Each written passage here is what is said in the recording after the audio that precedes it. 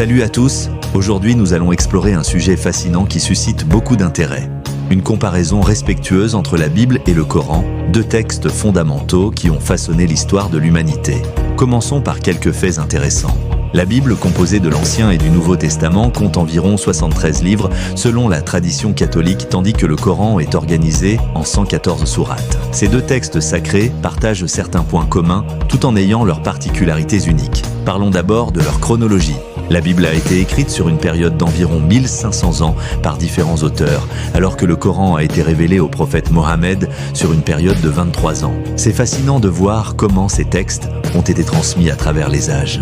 Un aspect particulièrement intéressant concerne les langues originales.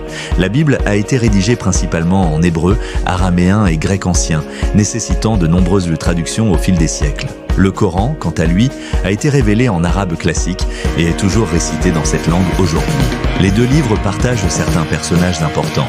Abraham, Moïse, Noah ou Noé apparaissent dans les deux textes, bien que leurs histoires puissent être racontées différemment. C'est fascinant de voir comment ces figures historiques sont présentes dans les deux traditions.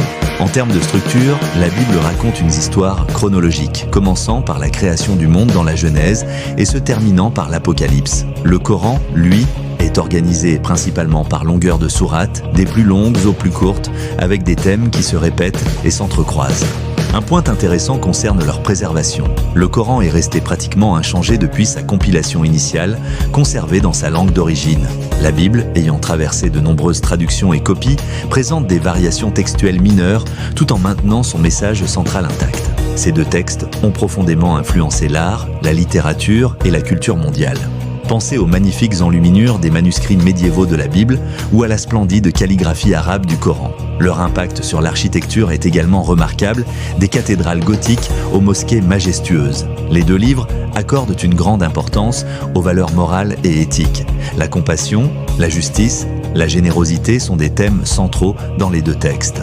Ils encouragent leurs fidèles à mener une vie vertueuse et à traiter leurs prochains avec respect. L'importance de la connaissance et de l'éducation est soulignée dans les deux textes. La première révélation du Coran commence par le mot « Iqra », « lis », tandis que la Bible encourage souvent la recherche de la sagesse et de la compréhension. Ces textes continuent d'inspirer des millions de personnes à travers le monde, guidant leur vie quotidienne et leur offrant réconfort et sagesse. Ils nous rappellent l'importance du respect mutuel et de la compréhension entre les différentes traditions.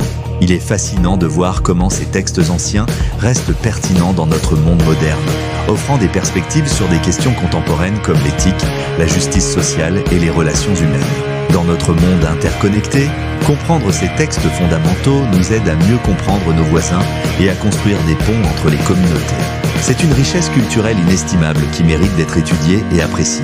Je vous invite à approfondir ce sujet passionnant par vous-même. Les bibliothèques et les ressources en ligne offrent de nombreuses opportunités d'en apprendre davantage sur ces textes remarquables.